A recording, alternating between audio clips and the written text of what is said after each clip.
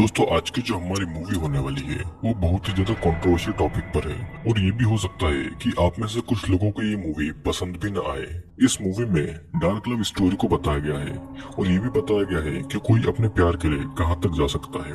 तो चलिए आइए वीडियो में आगे बढ़ते हैं। शुरुआत में मूवी में हमें एक लड़की दिखती है जो कि प्रेग्नेंट थी और वो अपने पेट पर हाथ फेर कर अपने होने वाले बच्चे को महसूस कर रही थी और मूवी के इंट्रो के साथ ये सीन यहीं पर कट हो जाता है। नेक्स्ट सीन में एक 14-15 साल की एक लड़की समंदर के किनारे अपने कपड़े चेंज कर रही थी और तभी वहां से पास में से एक लड़का निकलता है और उसे बड़ी अजीब नजरों से देखता है। अब अगेन ये सीन कट होता है और रात के समय ये लड़की अपने रूम में थी और अपने पेट पर हाथ फिरा रही थी। इस लड़की का नाम रिबेका था और ये अगले दिन उसी लड़के से मिलती है जिसका नाम टॉमी था। रिबेका अपने ग्रैंडफादर के घर पर वेकेशन बनाने आई थी जो कि जर्मनी में था और इस शहर से काफी ज्यादा दूर दराज वाले इलाके पर था और यहाँ पर रिबेका कुछ समय के लिए रहने के लिए आई थी। अब यहाँ पर टॉमी और रिबेका दोनों दोस्त बन गए थे और देखते ही देखते इनकी दोस्ती और गहरी होती जा रही थी और ये अपना ज्यादातर समय साथ में ही बिताते थे। फिर एक दिन ऐसा आता है जो कि दोनों के लिए बहुत बुरा था। रिबेका टॉमी को ये बताती है कि उसकी मॉम अब से टोक्यो यानी कि जापान में जॉब करेगी, जिसके कारण उसे भी यहाँ से जाना होगा, जो कि दोनों के लिए बहुत बुरा था क्योंकि दोनों बिछड़ रहे थे। और फिर जल्दी ही रिबेका टॉमी को छोड़कर चली जाती है। अब ये सीन कट हो जाता है और दूसरे सीन में हम एक यंग लड़की को देखते हैं जो कि फिर से जर्मनी आई थी और टॉमी को ढूंढ रही थी। ये यंग लड़की रिबेका ही थी जो कि 12 सालों के बाद टोक्यो से लौट रही थी। रिबेका सबसे पहले टॉमी की मॉम से मिलती है जो कि उसे पहली नजर में पहचान ही नहीं पाती। रिबेका उन्हें याद दिलाती है कि वो वही रिबेका है जो कि 12 साल पहले यहाँ पर रहने के लिए आई थी। जिसके बाद में टॉमी की मॉम रिबेका को टॉमी का एड्रेस बताती है जहाँ पर वो अपनी गर्लफ्रेंड के साथ में रहता था। रिबेका टॉमी की गर्लफ्रेंड को देखकर खुश नहीं होती, लेकिन जब वो टॉमी से मिलती है तब वो सब कुछ भूल जाती है। दोनों एक दूसरे को देखकर बहुत खुश होते हैं और साथ में जब वे बातें कर रहे थे तब टॉमी की गर्लफ्रेंड रिबेका से जेलस होकर वहां से चली जाती है। जिसके बाद में रिबेका टॉमी को बताती है कि उसकी डिग्री खत्म हो गई है और वो एक सॉफ्टवेयर डिजाइनर है। और फिर दोनों बहुत देर तक बातें करते हैं, जिसके बाद रिबेका अपने घर चली जाती है। रिबेका के वापस आने और टॉमी के मिलने से दोनों बहुत खुश थे और पहले की ही तरह टाइम स्पेंड करने लगे थे।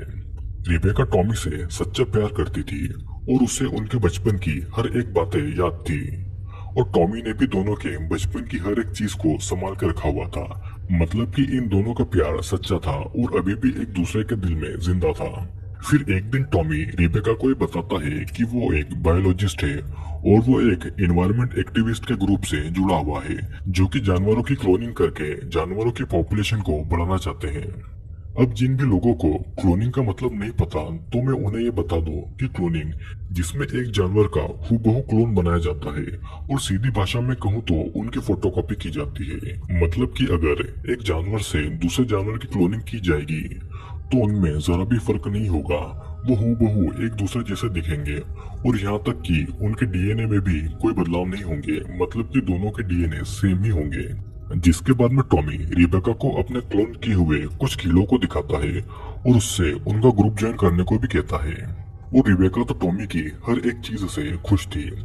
फिर नेक्स्ट डे दोनों टॉमी के कार से जा रहे थे अपने एक्टिविस्ट ग्रुप में शामिल होने के लिए और रास्ते में रिबेका टॉमी से कहती है कि कितना अच्छा मौसम है, क्यों ना प्रकृति के इस नजारे का मजा उठाया जाए। और फिर टॉमी कार को वहीं पर रोक देता है।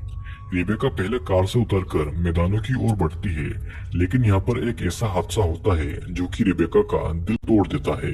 टॉमी का कार से उतरते समय एक्सीडेंट हो गया था और वो ऑन द स्पॉट ही मर चुका था, जिससे कि रिबेका पूरी तरह से टूट जाती है।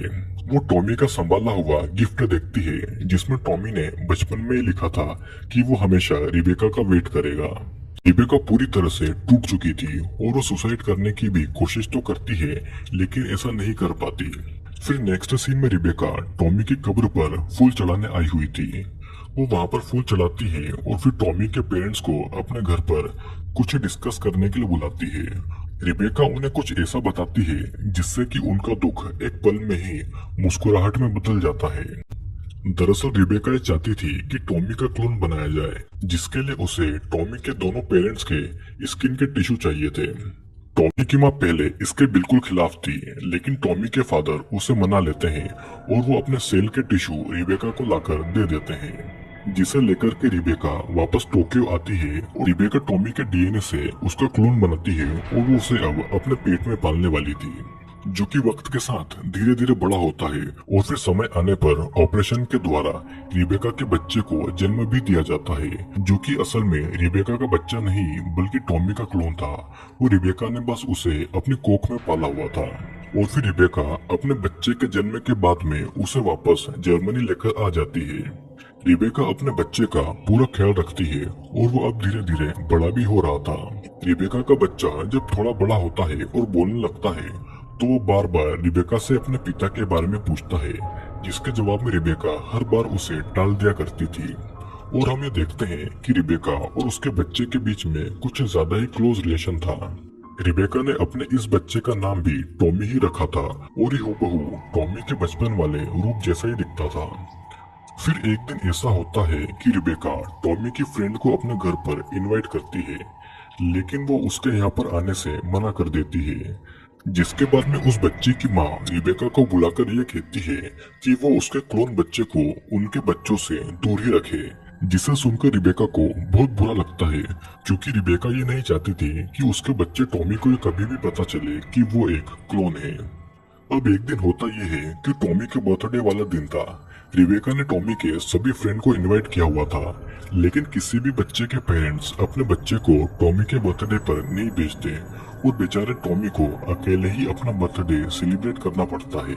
इस इंसिडेंट के बाद में रिबेका ये जान गई थी कि वो ज्यादा दिन तक यहाँ पर रही तो आसपास के लोगों से टॉमी को पता चल जाएगा कि वो कौन है और उसका जन्म कैसे हुआ है, और फिर इसीलिए ही रिबेका अपने घर को और दूर दराज के इलाके में बनवाती है जहाँ पर कोई भी टॉमी को उसके पिता की असलियत के बारे में न बताए। रिबेका वहीं पर छोटे टॉमी की पढ़ाई और बाकी की चीजें वहीं पर करवाती है, लेकिन छोटा टॉमी उसे बार बार अपने पिता के बारे में पूछता है, लेकिन हर बार की ही तरह इस बार भी रिबेका उसे टाल दिया करती है। फिर समय बीतता जाता है और जब टॉमी पूरी तरह से बड़ा होता है तो वो बिल्कुल बड़े वाले टॉमी के ही जैसा दिखता था और हम ये देखते हैं कि रिबेका और छोटे टॉमी का रिश्ता कुछ और ही था। रिबेका को छोटे टॉमी की गर्लफ्रेंड से जलन होती थी, लेकिन अब टॉमी बड़ा हो रहा था और उसे भी बड़े टॉमी की ही तरह बायोलॉजी में बहुत इंटरेस्ट था, जैसे कि वो वही टॉमी हो जिसकी एक्सीडेंट में मौत हो गई थी। फिर एक दिन छोटा टॉमी अपनी गर्लफ्रेंड मोनिका से अपनी मॉम को मिलवाने के लिए लाता है, जिसे देखकर रिबेका खुश नहीं होती और उसे टॉमी के प्रति इनसिक्योरिटी होने लगती है। और हमें देखते हैं कि रिबेका खुद ही टॉमी के करीब आने की कोशिश में थी और धीरे धीरे होता ये है कि टॉमी को भी रिबेका की तरफ यानी अपनी माँ की तरफ अट्रैक्शन हो रहा था। ऐसे ही कुछ दिन बीतते हैं और एक दिन असली टॉमी की माँ रिबेका के घर पर पहुंचती है, जो कि और ज्यादा बूढ़ी हो गई थी, और वो जब क्लोन वाले टॉमी को देखती है तो उसे देखकर दंग रह जाती है, क्योंकि वो हूबहू उसके असली बेटे टॉमी जैसा दिखाई दे रहा था। छोटा टॉमी ये समझ नहीं पाता कि ये औरत कौन है जो कि उसे ऐसे देख रही है, और असली टॉमी की माँ भी चुपचाप वहाँ से चली जाती है। जिसके बाद में टॉमी रिबेका से उसके बारे में पूछता है कि वो औरत कौन थी, लेकिन रिबेका उससे कुछ नहीं कहती। समय अब ऐसे बीतता जाता है और अब धीरे धीरे टॉमी के बिहेवियर में भी चेंज होने लगा था। वो अजीब अजीब हरकतें करता था, जिससे कि उसकी गर्लफ्रेंड भी उससे डरने लगी थी। और फिर एक दिन मोनिका टॉमी को छोड़कर वहाँ से चली जाती है। फिर हमें देखते हैं कि रिबेका टॉमी के डीएनए को बार बार टेस्ट किया करती थी कि छोटे टॉमी के डीएनए में कितना चेंज आया, और वो बार बार उसे असली वाले टॉमी के डीएनए से मैच किया करती थी। और वो आज से नहीं बल्कि छोटे टॉमी के बचपन से ही ऐसा करती आ रही थी। टॉमी बार बार रिबेका से अपने पिता के बारे में पूछता है, लेकिन इस बार रिबेका छोटे टॉमी को टालती नहीं है, बल्कि वो उसे असली टॉमी और उसके बचपन की बातें याद दिलाती है, जिससे कि टॉमी परेशान हो जाता है और समझ नहीं पाता कि रिबेका उससे क्या कहना चाहती है। और फिर रिबेका छोटे टॉमी को असली टॉमी का लैपटॉप देती है, जिसमें असली टॉमी के बचपन के फोटोज थे। वो बिल्कुल उसकी तरह दिखाई देता था। छोटा टॉमी बायोलॉजी में पहले ही बहुत अच्छा था और वो तुरंत समझ जाता है कि वो एक क्लोन है, टॉमी का क्लोन।